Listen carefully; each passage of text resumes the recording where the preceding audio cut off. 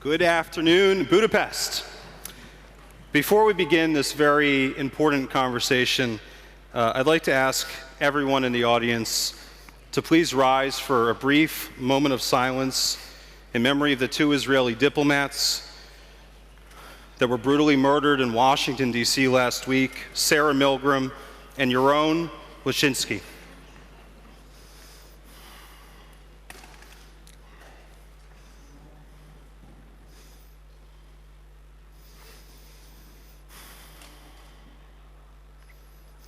Thank you. May their memories be a blessing, and may we never, ever become numb to the evil forces in this world. Thank you again. So listen, it is an absolute honor to be back here in Budapest for CPAC Hungary. Today, we stand at the crossroads between sovereignty and globalism. And this conversation with my dear friend Yair Netanyahu could not be more urgent than it is today.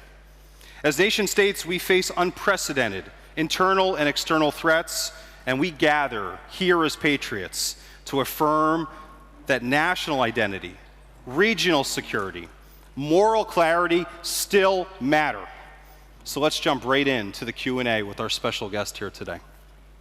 Yair, why do you believe that Israel's war is not just a regional conflict, but the frontline battle of Western civilization against barbarism? You know, you have the so-called Free Palestine movement has become a vehicle for this Red-Green Alliance, Islamists, radical Marxists, who seek to destroy the West from within. If Israel falls, what is going to stand in the way for Europe and America being next? Thank you, Brian. I want to just say first that such a pleasure to be here in CPAC and in Hungary and in Budapest. I almost feel like at home when I'm in Budapest and in Hungary. I've been here so many times, and every time I enjoy the city and the people so much. Thank you.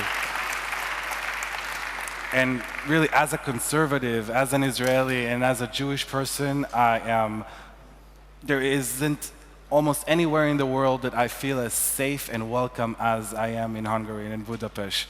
And I want to thank to the Hungarian people and Prime Minister Orban for the steadfast support to Israel and the great alliance we have between our countries. And we are deeply appreciative for the support of Hungary to Israel. So thank you for that.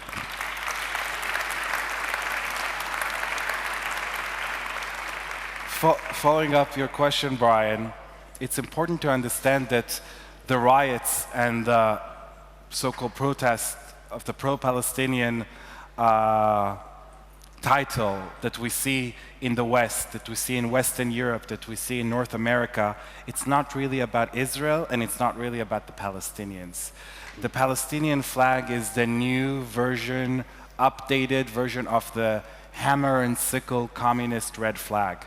It's the symbol of the desire to destroy the Western civilization as we know it. And Israel is the beginning, but it's definitely not the end. They call the Islamists in the Middle East, call Israel the small Satan, America the big Satan, and Europe is the middle-sized Satan, yeah, somewhere in between. Geographically, though, it's closer to the Muslim world. And there is this phenomena of this red-green alliance. If you're not aware of this term, red is the color of Marxists and the updated version of Marxism, which is woke, progressive, all of that stuff. And green is the color of Islamists. So both of these ideologies want to destroy the Western civilization, the Judeo-Christian culture that we all are a part of. They have different reasons why they want to destroy it. The Marxists want to destroy the Western civilization in order to build this utopian Marxist society that can only take place after the current society is destroyed. The Islamists want to have a Sharia Islamic world, but they have the same goal, which is the destruction of Western civilization. And Israel is just the first target because they think it's the easiest because we are the smallest. And in their plan, once they're done with Israel, they're going to come after Europe, and they're going to come after America. And the Islamist protests in the Middle East, they chant, after Saturday comes Sunday. First we take care of the Jews, then we're going to take care of the Christians. And you see in the protests, the pro-Palestinian protests, the pro-Israeli protests, for example, in America, they wave the American flag. They sing the American national anthem at the end of the rally. In Britain, they are waving the Union Jack and they sing God Save the King. But in the pro-Palestinian protests in the UK, in America, they burn the American flag. They burn the British flag. If it's in Germany, they burn the German flags. They burn the French flag. It's not really about Israel, and it's not really about the Palestinians. It's the desire to destroy Western civilization. Yeah, you touched on something very important there. First, they come for the Saturday people, i.e. the Jews. Then they come for the Sunday people. So why is, Israel so important to the Christian community, in your opinion? And maybe briefly tell the audience a little bit more, what happened to Bethlehem after the Oslo Accords? So I guess we all know the importance of Israel to Christianity. Our roots, we have common roots. Jesus was born and raised as a Jew in the province of Judea his whole life, and all of his disciples were Jewish, and St. Paul was Jewish. But besides that, Israel is the only safe haven for Christianity and Christians in the Middle East. Throughout the Middle East, the Christians are being ethnically cleansed and persecuted, and most of them have already fled the region. The only country in the Middle East that Christian population is not declining but is rising is Israel. And this holy city of Bethlehem, where Jesus Christ was born, it's a great example for the importance of Israel as the guardian of Christianity and Christians in the Middle East. Up until the Oslo Accords in 1993, Israel controlled Bethlehem, and the population was 80% Christian, the population of the city, 80% Christian.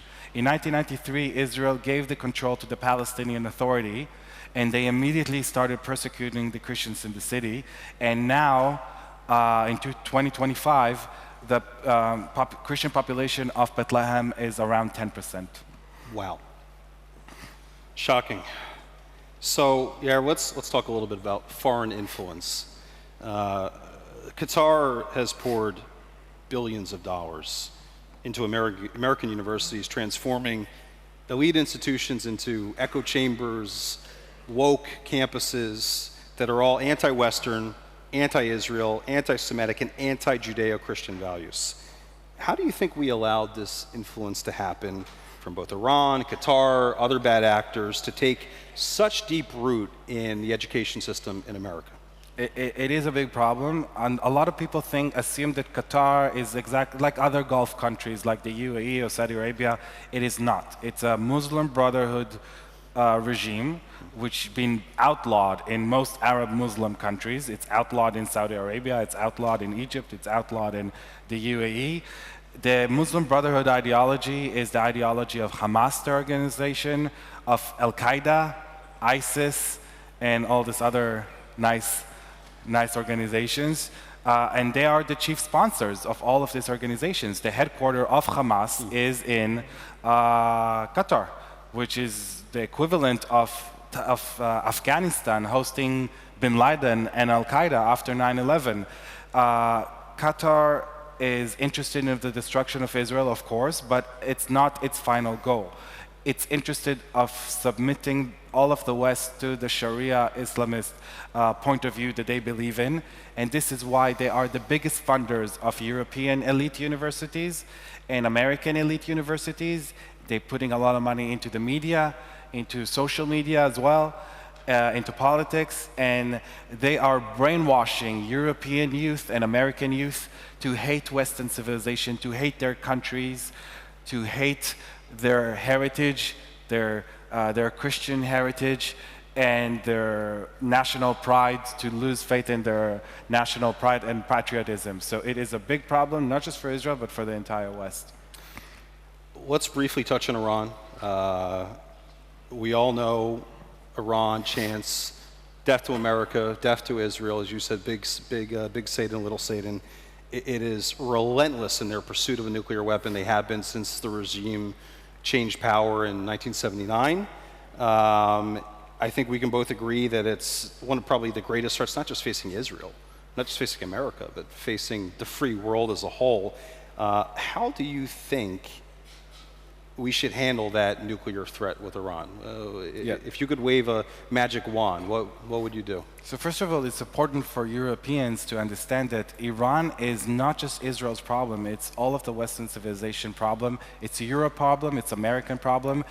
This regime that took control in 1979 after the Islamic Revolution has radical Shia Islamist ideology, which is no different than Al-Qaeda and ISIS and any other terror organization. Yes, they are Shia and they are Sunni, but Hezbollah is a Shia terror organization that they are funding, and the Houthis.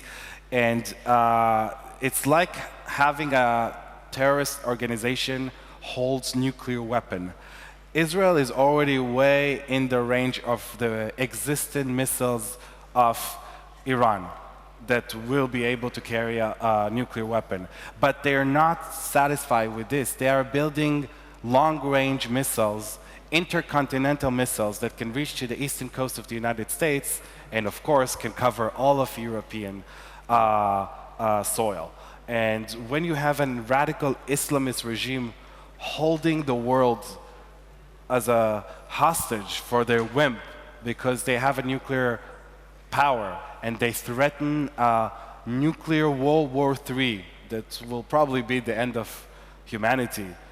For every time they're not happy about something, this is something that will not only affect Israel, it will affect the daily lives and the peace of Europe, of America, and of the entire world.